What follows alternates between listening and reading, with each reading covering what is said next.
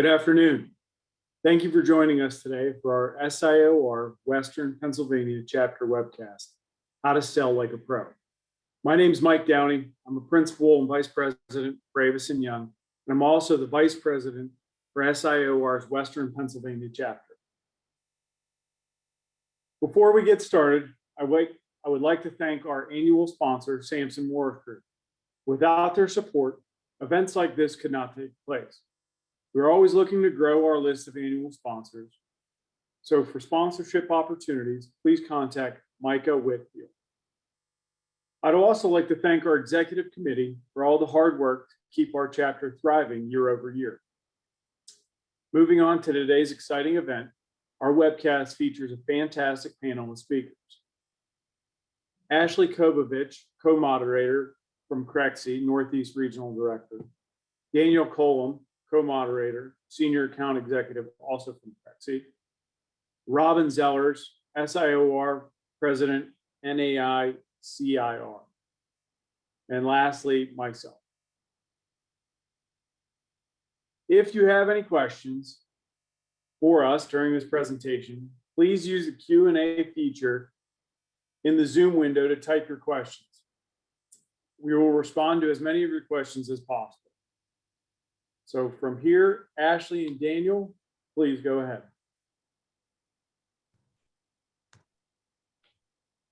Hi, everyone. Thanks so much, Michael, for that introduction. As Michael mentioned, my name is Ashley Kovovich. I'm the regional director here for the Northeast at Crexy.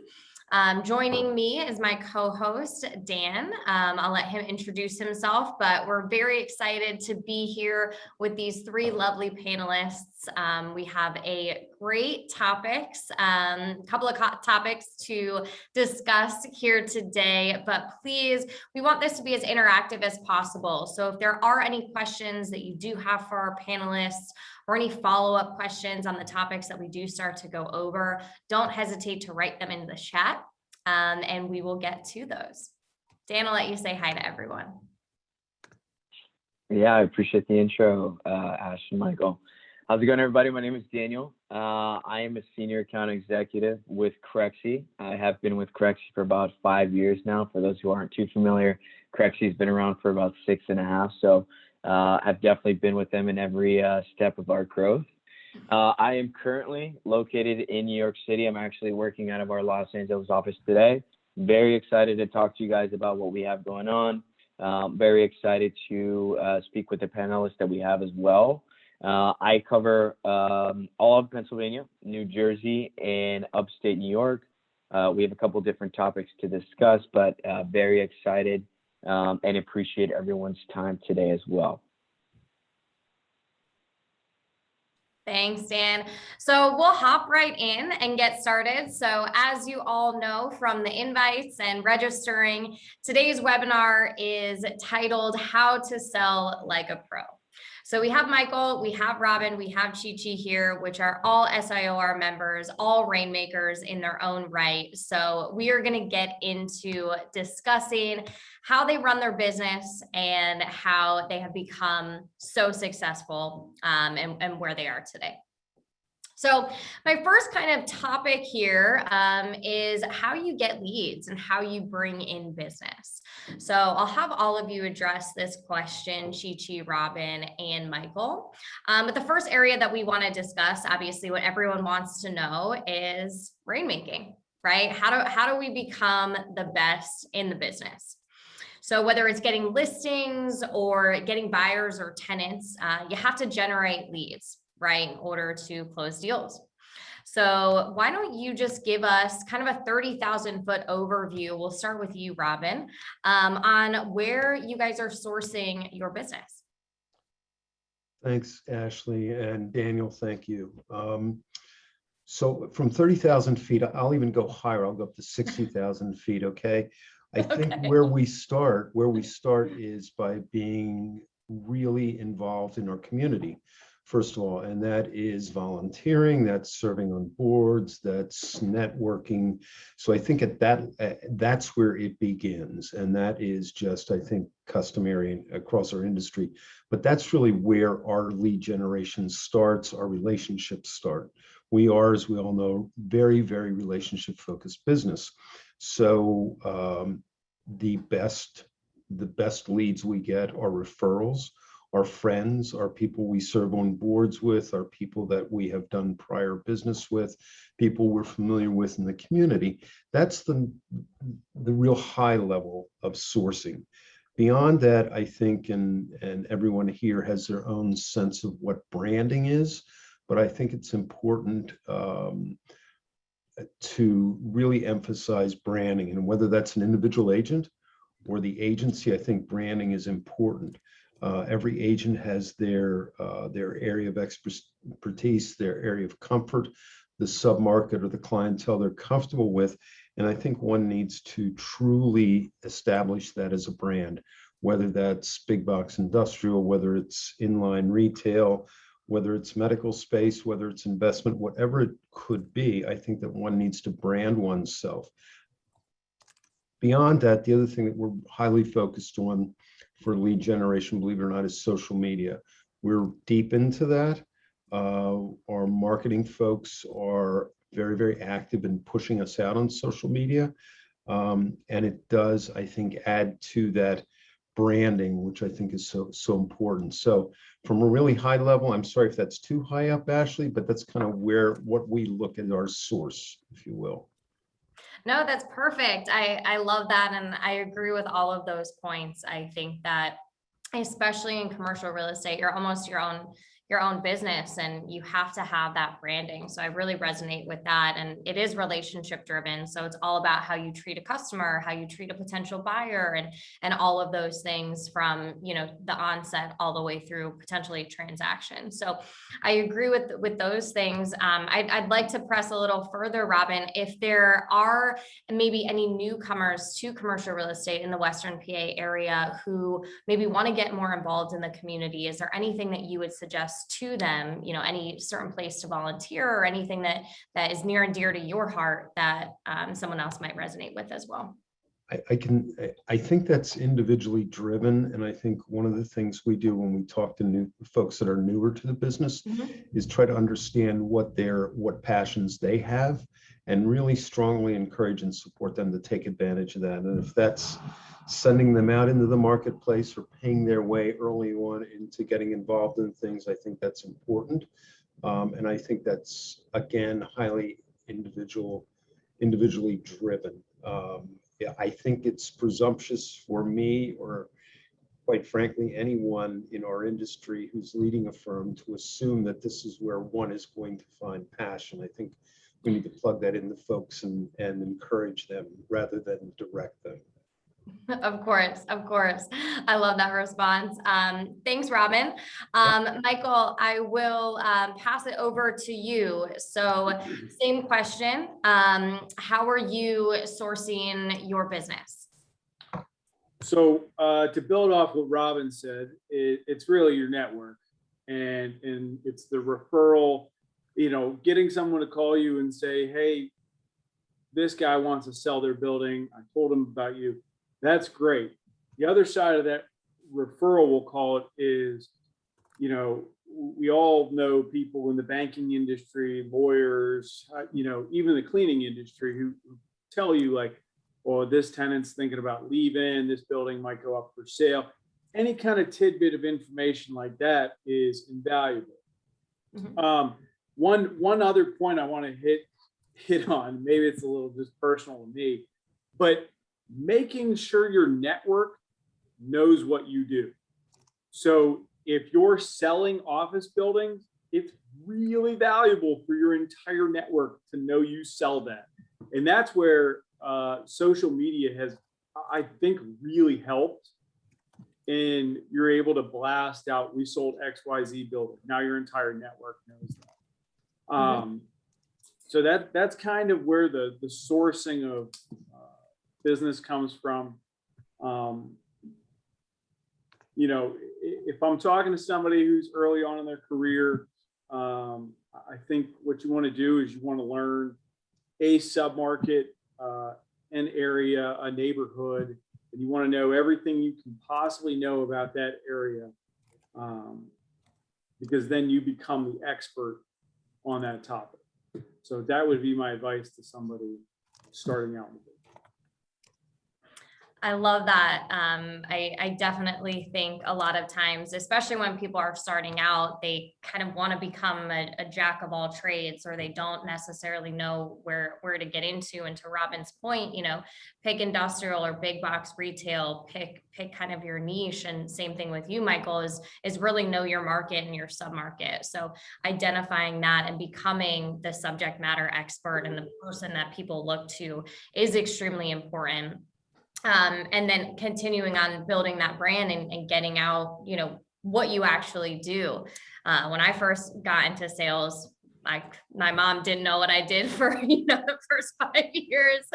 And for me, it was like, okay, I need to explain it to my mom so that everyone else can know as well.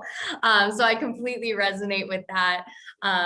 And I don't know if you guys are using this, but I've seen a huge uptick in commercial real estate agents and brokers using LinkedIn to update their network.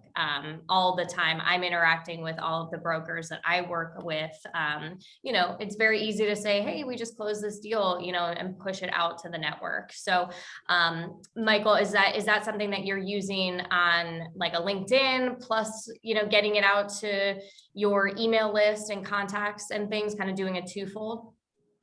A little bit, yeah. It really depends on the transaction, but yeah, we use LinkedIn to push stuff out there, and then we have our own internal announcement, if you will, that comes out, Davis and Young branded and all that kind of stuff that goes out to our mailing list and our contacts, which, it's just another touch. It's at that point, the transaction's done, it's closed, right? But yeah, we absolutely use LinkedIn. I do know there's a fair number of people out there using Instagram as well. Seems to be pretty trendy. Probably frog Facebook over the last 2 years, I would say, and people actually using that as their other touch. Yep.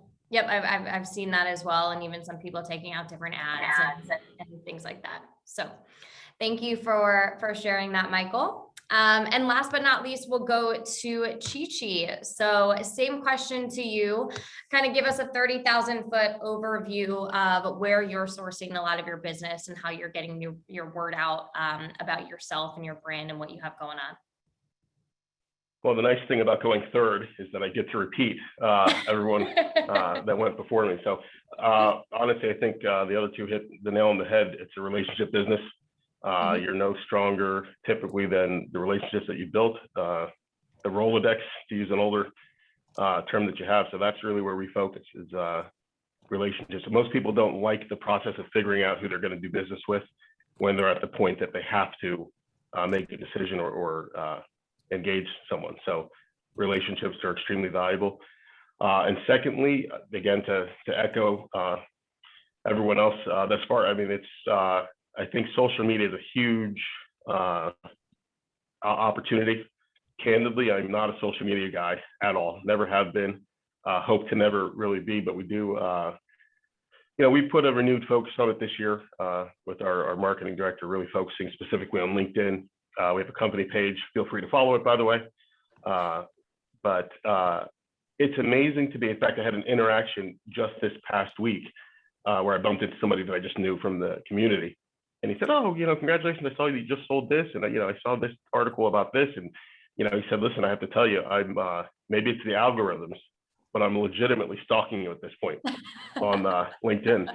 And it's funny because I've never posted anything. I try to get on and see what's being posted and like it if I can. But that's an emerging opportunity that I think is relevant. Absolutely. I couldn't agree more. And thanks for touching on those topics, Chi Chi. One of the ones that everyone has continued to say is that relationship building. And that is extremely important for your own personal brand. So if you could tell us a little bit about, maybe some tips on how you continuously maintain those relationships. Is it something where you're constantly reaching out to people that you've done transactions with, or, is there a kind of formula on the way that you do things? What I would say is this: I have yet to meet a broker. I know brokers that are excellent with relationship management. If they're anything like myself, you're strong at times, but sometimes the business gets so busy you're not as great at it as you would like. I think one of the keys is making sure to find time to speak with and connect with people when you have absolutely nothing that you need from them.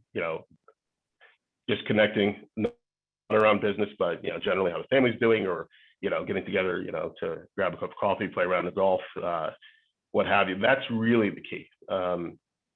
Otherwise, I think the relationship would have a tendency to just remain transactional, which is, obviously okay, but never to the extent as if you can really develop the relationship and become. And I think if I think about our best clients over the years, they're all friends. Every one of them, they're friends. I wouldn't really refer to them even as clients as a primary descriptor. Absolutely. I love that. And I think that's very important. And at least in our world, even just from our colleagues and things like that, writing it down and taking a genuine curiosity in their lives or their families or things, the new deals that they're doing that your friend, saw you on the street and talked about, those are really things that make people feel special. So as much as you can do that when you don't need it, right, Yep. I think is super, super valuable. So thanks for sharing that. Sure. Great. There's nothing in the chat right now on this, but if there's anything that anyone wants to ask more specifically about getting leads, maintaining relationships, any social media strategies, feel free to throw that in the chat. But if not, we will go on to our second topic. So our second topic of conversation that everyone wants to know about is pricing deals. Right. So, obviously it's pretty easy to get listings that other people don't want, right? There's the shiny deals, and then there's kind of the average or below average deals. So how do you all evaluate, obviously working at such a high caliber, how do you evaluate whether you will take a listing? So I will go with Michael on this question first. So we typically, prior to getting a listing, do a kind of an involved valuation process, because we need to have a partner in the seller, and we need that person to be in tune with the market. It doesn't, if a property's worth $1 million and the owner thinks it's worth $5 million, it's not worth it, right? So we have a heavy focus on putting a market valuation. What can we sell this property for 3 months, in the next 6 months, in the next 9 months, et cetera. So we then present that. And I think that's kind of, that meeting is where the relationship is, it either goes or it doesn't go, right? But at that point, we put our cards on the table and said, here's where we're at. We're willing to take the listing at this number, and this is the expectation. And if there's pushback, there's pushback. There's, my reputation's on the line with the listing. So I'm not going to go out to the market with some astronomical number that doesn't make sense, because I look foolish. That's pretty much, so it's a two-way evaluation, right? Like, we're evaluating whether we want to take the assignment, where we can take that assignment at. And the other side is are they going to be realistic with their expectations? Do they understand where the market is? Absolutely. I like that, because I can't tell you, at least in my conversations, how many times, people are asking for advice on, how do we get a seller to come down in price or, things like that. And I really truly think, Michael, that kind of comes on the onset, right? And on that listing meeting and being upfront and transparent in that partner that you are looking for. So kind of setting that expectation and moving forward, you kind of have that there. So thanks for sharing that. We do have 2 questions that came in. So a lot of tools typically come up on these calls and what tools are best to use. So we have that question from Jeff to all the panelists regarding a CRM tool. So this is probably to our first topic, more about lead generation and kind of managing, client relationships and things. So what CRM tool do you find most effective? Salesforce, ClientLook, Act. I've also heard of Apto. So if anyone wants to take that question, Chi-Chi, Robin, Michael, any of your thoughts on best CRM tools? I would say Microsoft Excel. Me too. Yeah, I'm kidding. That's good.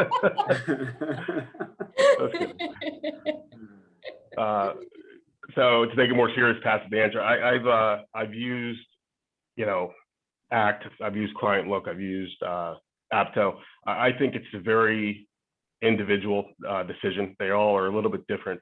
I think it just depends on how you run your business. And also, I think I've seen a difference in how disciplined you are with the CRM. No one is perfect with that, but there are some CRMs that if you're extremely disciplined with using them, they are incredible, probably untouchable. But if you're like many of us that, not 100% data entry right on the moment every day, there are others that are probably better. The only comment I'll make about a specific CRM, I don't know if it still exists or not, but I did love the ClientLook had the virtual assistant feature, which allowed you to basically send a text message or leave a quick voicemail for on a number that they signed to you, and then they would put the data into your database or update your database accordingly. So I thought that was an interesting, unique feature. Thanks for that insight. Robin, Michael, any thoughts on CRM tools or anything that you want to add to that? I think as Chi-Chi said, it's really dependent upon the individual and how disciplined one is. We've got some folks that are very disciplined that have been in ACT for years, and it's their database. It's how they live and what they do every day. Most of our agents are using a variation of Salesforce. There's some other ones coming out. I think Build Out is coming out with a CRM system that folks are looking at now. But I think Salesforce, most of our agents are in Salesforce. I'm comfortable in Salesforce, although Chi-Chi, I'm right. Excel's just fine, right? I mean, it doesn't work, but no, I think it's a matter of discipline and what one is comfortable with. But I think Salesforce right now is, to me, and the variations that are being used in Salesforce are appropriate. Michael, I don't know what you're using. I don't know. So we use Apto, and I can tell you that it's only as good as the information you put in and what you're putting in. So we have a wide range of brokers in our office, and everyone has access to Apto, and 50% use it religiously, 50% don't. I'm somewhere in the when motivated use it, and it works and it's great. I also use Excel and the newer program, which is Post-it notes. Just putting those up on your computer screen. That seems to work well too. I don't know if anyone cares about my 2 cents. I'm more of a pen to paper gal myself. But we also use Salesforce, but I completely agree. It's only as good as much as you update it. And Daniel will probably tell you I'm on him almost every day to update his deals and things. But we do love good old Excel. And that's why, obviously in Crexie's leads, we allow you to export all of your leads and contact information to Excel. And then you can upload it into whatever CRM that you use, or just for me, I'll use an Excel as my call sheet, or, my notebook at the end of the day. We're all guilty. We're all guilty of it. Thanks for that question, Jeff. And then I think it was more on the second topic. Do you suggest your clients have a recent appraisal on a property that they are looking to sell? Is taking that step worth it in your opinion? So open it up to everyone. I'm going to say I would not recommend it because the buyer's going to have to get an appraisal anyways, 95% of the time. And I don't want to cause a huge rift between everyone here, but brokers tend to know the market values of things and what they can sell for, and have the specific transactional data, short due diligence, waive contingencies, whatever it is. So I'm of the opinion that, maybe a big institutional property, yeah, but for the kind of sub 5 million, I don't think so. A pretty good valuation by brokers, in my opinion. Very good. Not going to be upheld to court of law, but it's very good. I would agree. I Appreciate- think if good brokers are really, we're who's supplying the information to the appraisers in many cases. And I, as Michael said, a buyer's going to get an appraisal anyway. We have access to information. If we're doing our job, we should have a pretty good idea how the market's going to react to a property. I would say with one exception, and that is if they're special purpose properties, oftentimes are difficult to wrap your head around. That could be an abandoned medical facility, it could be anything, but something that's special purpose can be a little bit more difficult. And a lot of times I think it's important to lean on folks that are in the appraisal industry to help with that on a broader basis. But I don't think there's a tremendous advantage, and I wouldn't typically encourage that from a seller. I agree with both Michael and Robin. I think the only time that we would look to get an appraisal outside of a very specialized property would be if the valuation needs to come from a third party perspective because of some kind of dispute between partnerships or something tied to how the property is going to be disposed of, where it needs to be in disinterested third party that establishes a record. But I would echo that many times brokers have access to as much or more data than most appraisers do. So I appreciate that insight, all, and thanks, Jeff, for all the questions. Again, anyone, please keep them coming in the chat. I'm happy to answer everything. So Michael, thanks for your answer first on how to evaluate a listing, and if you're going to take it and kind of how you present yourself in that listing meeting. Chi-Chi, I'll go to you to see if you have additional thoughts and kind of advice for how you evaluate if you're going to take a listing, and kind of how you prep for that listing meeting. Yeah, I mean, I would echo what Michael said. I think the first thing is there are three phases of analysis. One is the property itself, just figuring out what the property is, what the highest and best use, the pricing. For us, we have somewhat manual process here. We have 2 people at least on every project, so we pay close attention to whether or not it's a project that we think that we can successfully move. Obviously, there's a large investment of time on the front end with no guarantee of compensation. So we look at our likelihood for success. And then thirdly, and I think Michael had said this as well, I think we really put emphasis these days, especially on making sure we're getting into the right partnership with regards to the owner and understanding if it's an owner that we can work with. Part of that is measuring the owner's motivation to sell. I think we all can attest that there are a reasonable number of owners out there that are willing to have a broker, go test the market, to build a database for them without a meaningful motivation to transact. So that's just part of it. Get involved with the right people, make sure it's a project that we can handle, appropriately, successfully, and make sure that it's we understand the market value in the property itself. Absolutely. Thanks for that answer. And I like that, question, how motivated is the seller to actually sell, and being sure to ask those questions in that meeting will be huge to understand if you will actually move that property or not. Robin, any additional thoughts or feedback that you would add to that question? I think Michael and Chi-Chi covered it well.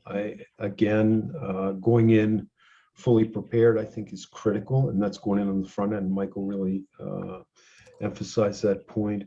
And I think, as everyone said, I think it's understanding the seller's motivations. How willing are they to hear our market information, which we need to go in with as professionals. The other thing I'll mention is sometimes,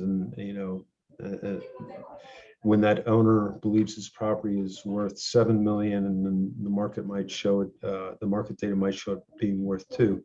One of the tactics that we use oftentimes is to talk to owners who have greater than market expectations, to talk to them about listing price versus strike price. And we kind of practice that internally a lot.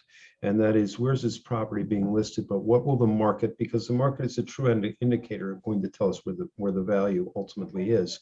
So let's talk about where we're going to market and where the strike may be. And we encourage each other to do that on a regular basis, because I think it helps manage the owner's expectations if they're far different than maybe what the market might be saying to us. So we kind of emphasize that on a regular basis. I love that, and talking about those specific tactics, because you all three of you brought up the fact that you want to make sure that you have a motivated seller or a realistic seller. Is there anything that kind of tips you off that someone might not want to sell, or might not really want to move this, or be okay negotiating a price, or things like that? Is there anything that you all look at in that conversation, or questions that you ensure that you ask? I think a real key tip off is when the first question the owner asks you is, what is your fee? I think that kind of tips you off from the very beginning,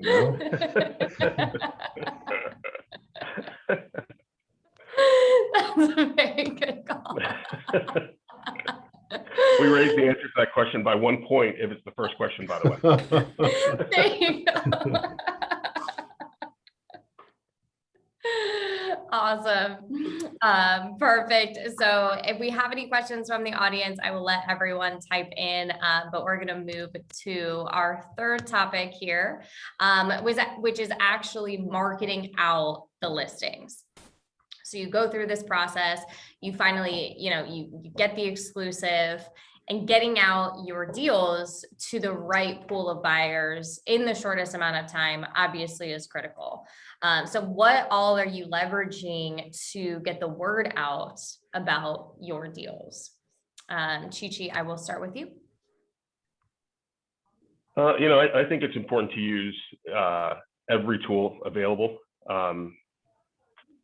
Obviously the obvious, big CoStar, LoopNet, Crexi, all the critical sets. And then also, I think our personal database being organized is also relevant, just knowing who are the obvious players to contact first. There's kind of somewhat of a debate in our market, because we don't really use the broader MLS that some of the residential companies use, but there are some cases where that may be the appropriate tool or an appropriate tool to bring to the mix. I wouldn't say it's all, one shoe fits all. I just say, use all tools, and then develop a strategy to navigate through and deploy and find the logical buyer. Absolutely. I'm of the essence, if you can afford it, right, cast a wide net. Try to market it out to everyone and anyone. There might be a buyer that is searching maybe on an MLS that doesn't see your deal or another tool, et cetera. So, kind of casting out that wide net, I think is a really great point there. And then for you, one of the things, we might have some younger brokers on the call. So for the three of you, you do know the major players in the market and you have a good Rolodex of people. But if someone were to start out, is there any tips or tricks that you would say, this is probably something that you should do first? Or maybe they don't have a big team, on the listing or marketing team or things like that. Is there anything that you would say is a definite number one to do? I mean, I'll say what we train on here is you have to make sure to understand the property and deliver a clear message. Taking a picture of a building and just posting the facts is not necessarily going to do it. But if just understanding it and how to communicate it, that's really the central key. I love that. I took a class, this is going to be a little tangent, but I took a class, a business class, and they said, you want to make the name of your business something that someone understands immediately. If you have to explain what your business means by the name of it, you're probably not communicating it well. So I agree that everything starts with communication. You want to make sure that it's very clear and obvious exactly what you're marketing out. That's a great point. Awesome. We will go to Robin second on this question. So getting your deals out to the right pool of buyers as quickly as possible is obviously extremely imperative once you do get an exclusive. So how are you getting the word out to the market about your new deals that you have? First, I just want to address something you mentioned about having a clear business identification. I'm with SIOR, but SIOR actually is a company named Commercial Industrial Realty Company. So I just wanted to make that real clear in case you didn't get that before. But anyway, I don't think there's any magic to what's been said, and that is use every method, venue, opportunity available to get it out. We use all of the online search tools. We put it out on our own. I will say that the minute a listing arrives or is brought in-house, that we receive the contract, within 24 hours, we have that loaded internally. So at least our folks are seeing that immediately. And then within 48 hours, then it'll go live to folks like Crexy and so forth. We also do, I think everything is on the table. We've had great success with postcards, quite frankly. I know that's really old school, but it's something we've been doing a lot of. Very targeted. We're not dumping, 10,000 out in the street, but a targeted couple hundred here or there, or 50 here. We've had good success with some of the more traditional, quite frankly, mailers, and particularly postcards, because they're easily readable and the message is clear. Social media, of course, and then going back to what we talked about earlier, we maintain an internal company database. We obviously utilize that on a regular basis, and each agent, if they're keeping their CRM active, has also identified clients who may be, for example, interested in that specific product type or have that need. The individual agents are pretty good at identifying those folks. And the other thing that we do, and I'm sure everyone else does also, but it's important, is we have our marketing department really drill down on targeted users. And those are kind of like brainstorming sessions that we sit down with an agent. Let's see, who is a targeted buyer or targeted user for this particular property? And then just dive in, quite frankly, through SIC codes and geography to see who that is. So we do an awful lot of that, but I don't think any of that is unusual. It's just like Chichi said, use every available tool that's out there to broadcast.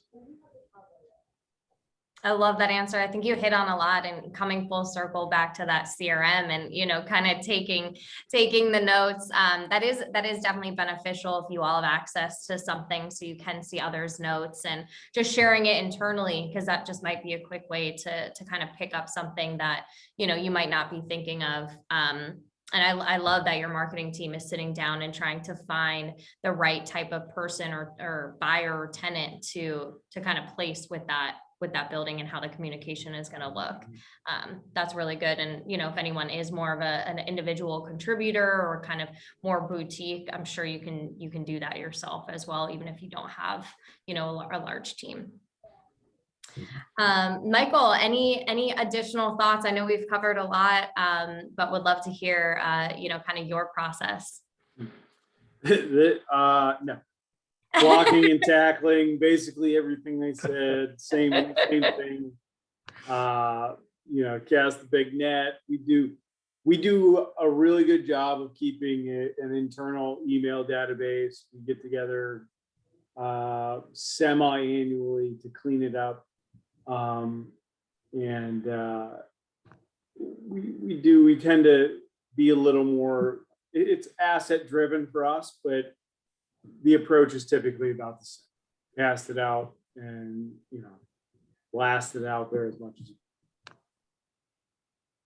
Awesome. Thanks, Michael. I don't see anything in the chat, but again, feel free if you do have any questions or anything to ask the panel, please don't hesitate to do that. Moving on to another topic here. Obviously, negotiating deals is a big part of your job. And sometimes in certain markets, buyers think that they can have the upper hand, right? So how are you negotiating against lowball offers? And can you potentially share some of those best negotiation tactics, so to speak, with our listeners here today? Michael, I will start with you. Huh. When it comes to lowball offers, it's typically pretty quick response, to be honest. It's one of those, like, we're not there, we're not in that market, and the owners are fixed on getting a market value, which is like the backhanded compliment, if you will. Appreciate your offer, but we're looking for market. Every market has those lowball guys, and they all tend to be successful. But yeah, it quick to the point. It's just not where we're at. We're not on the same page. Pretty simple. Okay, I like it. Do you typically get a lot of responses from that, or it's just kind of over at that point? Well, that's another telling sign, right? So if you don't get the immediate response or any kind of response, it's just somebody who's out there fishing, doesn't really have it, really just trying to get some market info. If it is someone, and again, not to simplify the business here, but if it is someone that actually has a sincere interest, they'll listen to your market conversation, right? This building sold for $60 a square foot. This was 120. This is where we valued the building. And that is, you are attempting to keep the conversation engaged with that quick response. Yeah. Mm-hmm.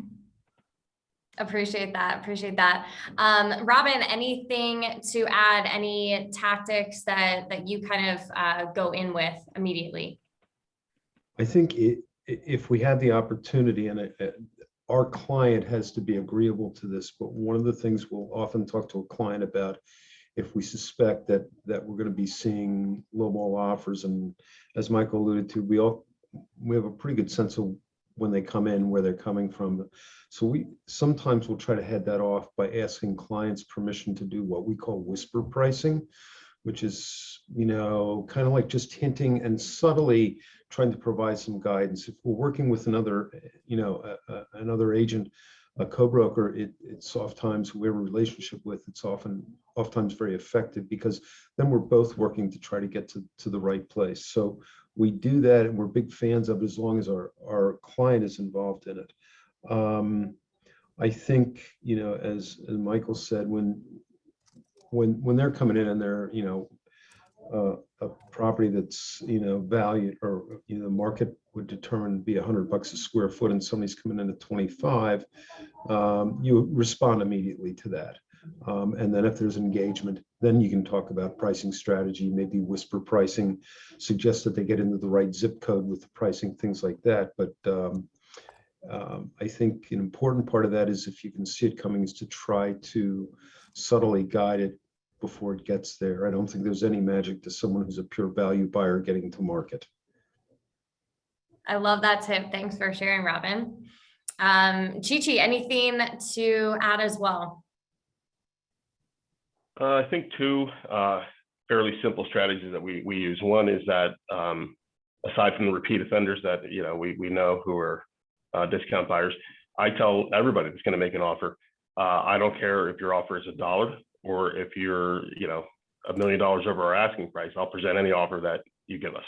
And I find that sometimes that disarms a buyer, because part of it is that they want to know that the broker is going to take their offer seriously and not become an impediment to communication with the owner. So that's been fairly successful in turning what may have not been a real conversation into a more serious conversation. And I think, the best weapon that we have is pricing, like we said, the property appropriately and understanding how to generate activity. Activity is the best weapon. So you can make any offer that you want, but if you know that if you really want the property in earnest, you're going to have competition, it usually triggers you to act more seriously, more quickly. Sure. I love that. And kind of just saying to the person, well, that this is real. So give me kind of a real offer. I'm going to present this. So I like that, kind of turning the tables, or just letting them know that this is something serious. I like that a lot. Well, thanks for sharing those. Moving on to our fourth topic on client communication. So I know we kind of talked about this on the onset when taking a first listing, but in my experience, some brokers tell me that client communication will differ, right? It'll vary. Some people want updates every hour on the hour, and some don't want to talk to you until you have an offer for them. Most are somewhere in between. So why don't we start it off with Robin? How are you, kind of communicating with your clients? Obviously, it's a relationship built business. You want to make sure that their needs are being met. They're understanding that you're working on the deal, and how hard you're working on the deal. But tell us a little bit about how you like to kind of communicate, and at what level of frequency. How are you doing that reporting? Sure. And when I saw this on the list, I thought this is a great topic to talk about, but because it's there's a consultant who's in the commercial real estate industry by the name of Chris Lee, who's from Los Angeles, and Chris Lee consults with REITs, institutional investors, major players in the marketplace, and he surveys that our industry every year, the commercial real estate industry, and he publishes those results. And it's interesting because year after year after year, one of the questions Chris asks institutional investors, REITs, major players in investment real estate, and owners of real estate is, what don't you like about your commercial real estate broker? And year after year after year, the number one complaint is, we don't hear from them. And this is nationally, in fact, international reporting. And that particular page I go to every year when I see his reports, because that's what clients are upset about. They don't care if it's good news. They don't care if it's bad news. They just want to hear from you. And ironically, last week, we had a client, something I'm working with one of our team members here.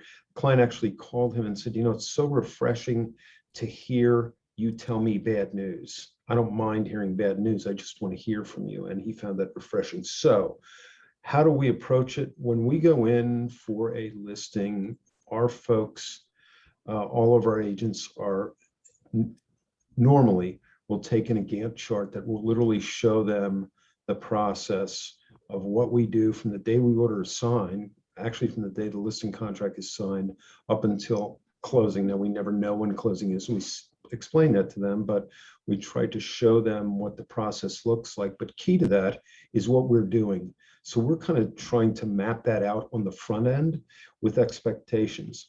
To your point, if a client wants to be wants to hear a full-blown report every week, we suggest that the client, to them, with all due respect, would rather have us marketing their building than they would having us creating a report every week. But we have an established client report that, depending on the client, we'll get that via email every other week or once a month, and it's driven by the client's needs. But I think it's important to define those expectations on the front end and then live up to them. It's candidly, for all of us, even everybody on this call, it's the hardest thing we do sometimes, to make that call when the news is bad.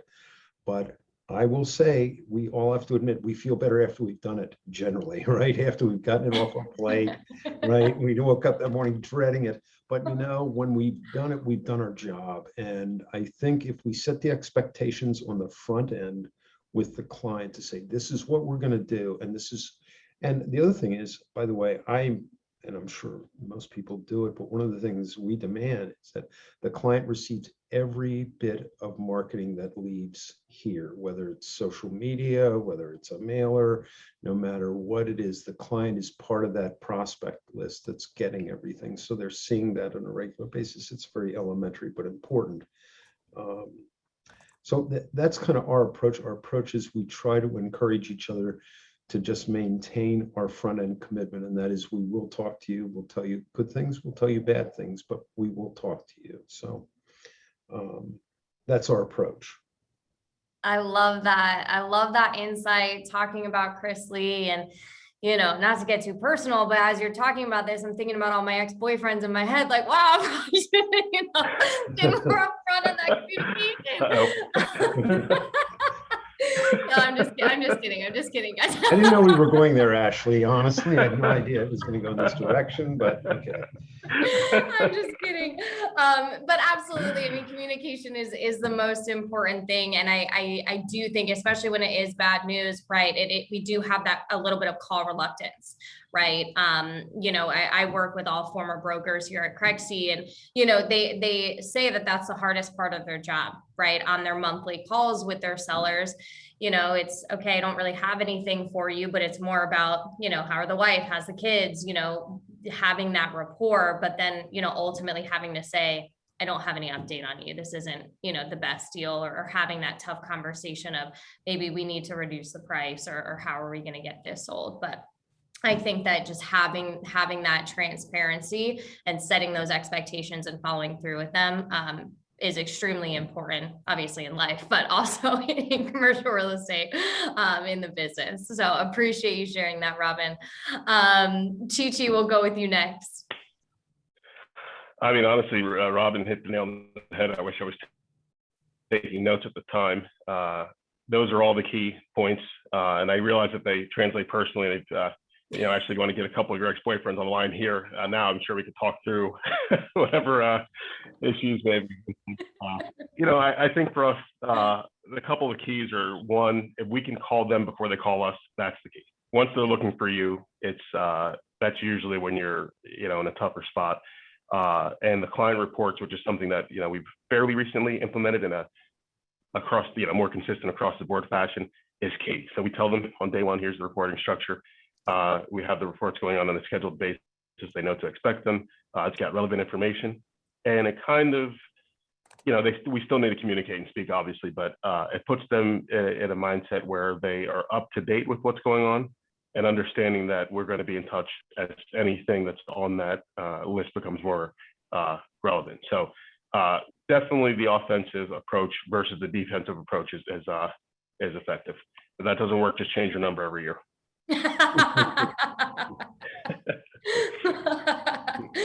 I'll tell you, we'll probably find it. We'll call you. Being in sales, you guys know we're asking. Can't run. Nowhere to run.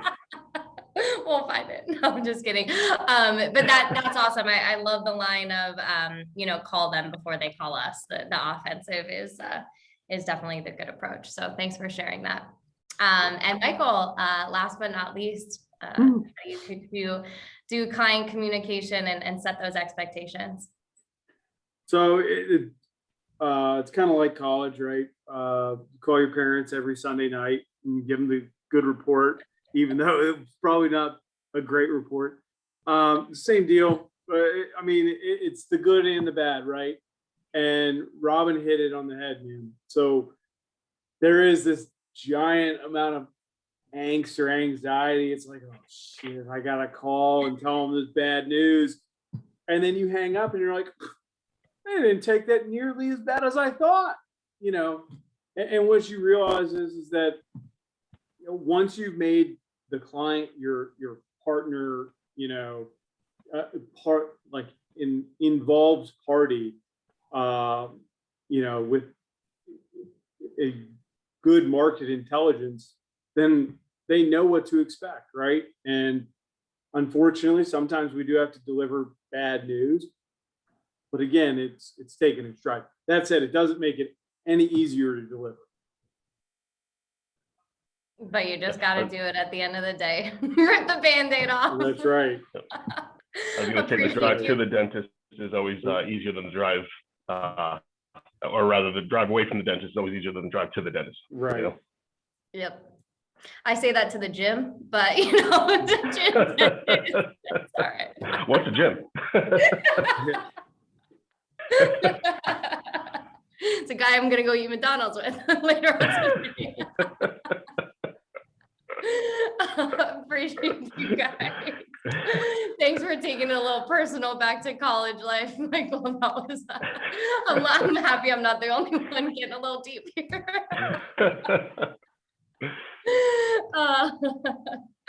Well, thanks. I appreciate that. And Robin, that was an awesome overview as well. Definitely one of the biggest parts of y'all's business for sure. So one of our last tips is, you know, closing deals. So kind of going into this topic, right? We all know that we don't get paid right until a deal closes. So is there any way throughout your process, whether it's vetting buyers or tenants or things like that, that you're avoiding last minute retrades, or what tools are you helping to ensure that that deal closes? Chi-Chi, I will start with you. Well, I would say that you know, one of the keys is time. The principle is time kills all deals. So the reality is that if a deal is structured to take more time than what's necessary, chances are much higher that they'll come off the track at some point. Number two, I'd say structuring win-win deals is a key. If all parties are properly motivated, usually that aids in making it to the finish line. And number three, this is probably number one for me. I say things should make sense, and anything that does not make sense or anything that you're confused about is probably not a real deal. So if you can't quite put your finger on why this deal is coming together, I would ask all the questions until you are clear before advising a client to sign on the line. And those would be my big three. Awesome. I appreciate that. Is there anything that you want to share about a time where a deal maybe didn't make sense, or maybe how you structured a win-win deal? You don't have to go into too many details or anything if you don't want, but just anything, a little more insight for the audience. Well, I'll tell you one recently. It was a land development deal. Great parcel in a great location. We had a developer coming in proposing a non-by right use project, but they came in 30% above our asking price, which was already, you know, we priced it at the top of the market. So obviously the owner wanted to, you know, attempt to take the deal because it was much more financially lucrative, but we had concerns about how the township was going to respond. So the win-win that we structured in that case is we had a very, very short amount of time for due diligence, after which point deposit money would become non-refundable. So that's not typical, as we know. Usually hard money is not till much later, but what we tried to structure there is giving the buyer an opportunity to get into the township for an informal meeting and forcing their hand that if it was not favorable, they weren't going to drag us through a year and a half conversation. And it Sure. did exactly that. They got to the township, they signed the contract. They had, I think it was either 90 or 120 days due diligence period. They went straight to the township. They got the clear sense that the township did not welcome the use, and they released the owner immediately from the contract. So that was our goal. Now, that wasn't a successfully closed deal, but that's a deal that, as presented, would have had the owner locked up for about 2 years to get the same result. Right, absolutely. So, I mean, there is definitely a win there. So appreciate you sharing that for sure. Thanks, Chi-Chi. And those 3 tips are awesome. Michael, I will turn that question over to you. So what are you doing to avoid any, last minute fall throughs or things like that in terms of closing your deals? I think the biggest thing is, and it's old school and it can be time consuming, but it's uber helpful, is to get a sheet of paper out and put all the important dates on it. And because a lot of times in our, purchase and sale agreements, all those dates aren't spelled out. It's 30 days from here, 15 days from here, 3 days to do this, 10 days to deliver this. That's all fine and great. But if you don't have someone like a pesky real estate agent to sit there and say, hey, did you get your financing? Where are you with your financing? There's a lot of info out there that, depending on the side, we're not exactly going to be privy to. But we can at least get an update of, the bank said it's going to be 5 days. Well, you only got 3, right? And I think it goes back to the prior question topic, which is communication, right? It's keeping the lines of communication open between buyer and seller the entire time, even if it's through the closing company or the brokers. As long as it's open and it's a good form of back and forth, I think you can keep it on track. Shit happens. March 17th, we were supposed to have a closing last year. We didn't. Still hasn't closed. But I think keeping it too often, I've seen, especially younger brokers, get something under contract and then you don't hear from them until 5 days before, where it's like, hey, where do I send my invoice? Which is everyone's favorite question. But there's a whole process there that, you can at least learn more, educate yourself about the property, and keep tabs on everything. Absolutely. I mean, when you get to that part, there's a lot of moving pieces and there's a lot of different people involved, and making sure that you're staying on top of those dates so you don't miss anything. It is really huge. In Crexie, we do have a closing tracker where, people, lenders and escrow and different brokers can all get into one room and communicate exactly as you were saying, Michael. So if you're not using that, definitely let me know and I can show you how to use that. But that's extremely important. So thanks for bringing that up. And Robin, anything to add on top of that? No, I think Michael's point is very well taken. One of the things that historically we found is every time we get into a problem, and as the agent, as a brokerage or a deal goes sideways, other than as Michael suggested, stuff happens. But good paper is so important. I call it good paper. A clear contract, a contract that has had a couple eyes on it, that everyone understands. And I think we just encourage over and over and over, make sure the deal is papered well. And I think that's critical to avoid last minute retrades. Have other eyes look at it, and it can get complicated.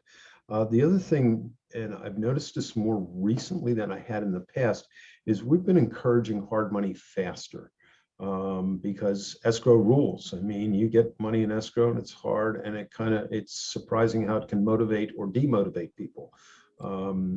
So we've been encouraging that. I like Chi-Chi's example of being creative with it, but I think that that's an important thing to avoid retrades later.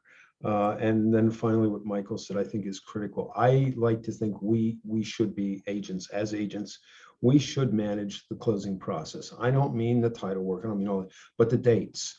And we are the resource, I believe, and you have tools, Ashley, as I'm aware, we're the resource to kind of disseminate that information. And I think it's important even to give people pre-notification. You know, like in the example of financing, you only have 3 days to get it done. A week ahead of time, reminding, you know, keying that on our CRM system, on our calendars, to remind people the financing is due next Thursday, whatever. I think that notice of upcoming dates allows us to kind of be the timekeeper and the coach of a lot of the closing process. And I think that's when we excel, and that we really do bring value to that, because it can be very, very confusing. Absolutely. And, you know, to all the topics that we uncovered today with communication and becoming, you know, the subject matter expert, it's, you know, if someone else wants to trade again, they're going to remember that, Robin. It was, you know, he was keeping me on track. He made me aware. There was nothing, you know, that I was blindsided by. You know, he kind of walked me through every step of the way. And, you know, that's very valuable. So appreciate that as well. Well, thank you all so much. This was fantastic to get to speak with all of you, and amazing insights that we've shared today. There's just one parting question that I want to ask each of you, is just for any last pieces of advice, any tips for potentially any newer folks on the call here today, or even people that have been in the business 20, 30 years that just want to continue to grow or continue to get better. So I'll just leave it to all three of you, maybe, you know, a 30-second tidbit or kind of parting words here for everyone. So Raman, I will start with you. Oh, I wanted to go last on this. Okay.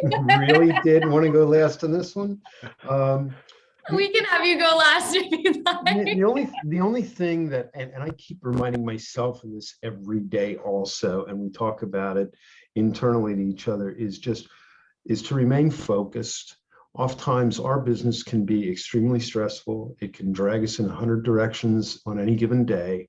And I think maintaining focus on the end game, which is client success, is really where we got to be. And if we're focused on that, then we'll all do just fine and be great. So that's, I think, the one thing we all need to remind ourselves to maintain, is that is focus. I love that. Michael. So what I would tell a young person is find something and be an expert in that thing, and then continue to grow. I say, you know, learn something new every day. It sounds cliche, but in this business, and Robin and Chichi would agree, we encounter new stuff every day, different pair on deals, different, you know, buyer contingency type stuff. So prepare yourself to learn something new every day and smile when you do it. I told a group of high school kids yesterday, and I don't know that it resonated, but work so hard you're tired at night.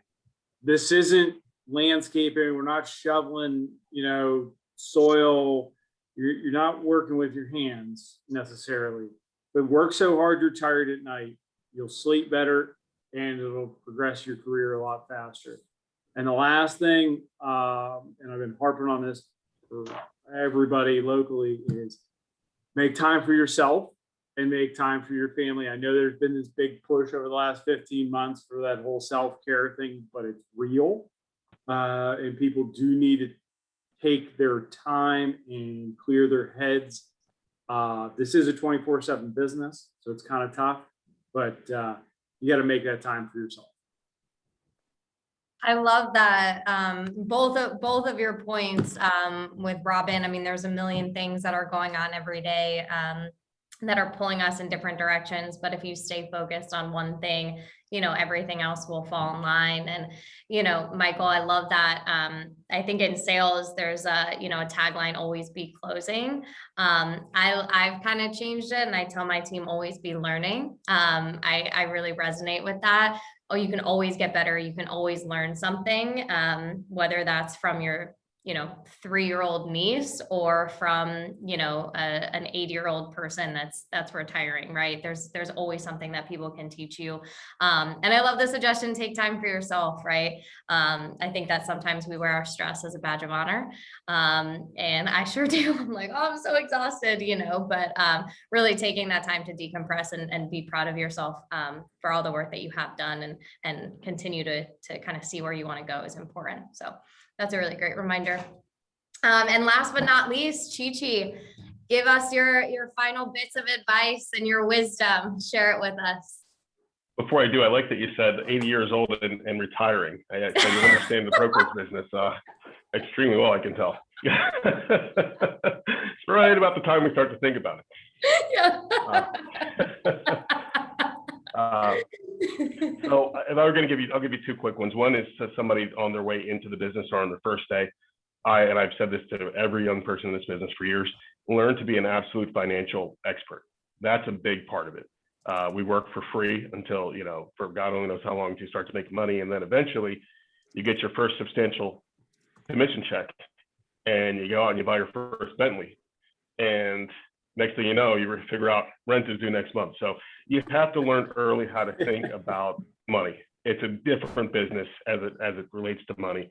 And the earlier you learn that, the more successful you'll be and the more longevity you'll have in this business. You'll have some big days, you'll have some big years, but you have to discipline yourself to treat yourself like you're on a salary and make decisions with what you're going to do with the income before you have it. That's a key. And honestly, it's a difference maker. I know some incredible young brokers that, one's a school teacher now, et cetera, just because that piece was missed.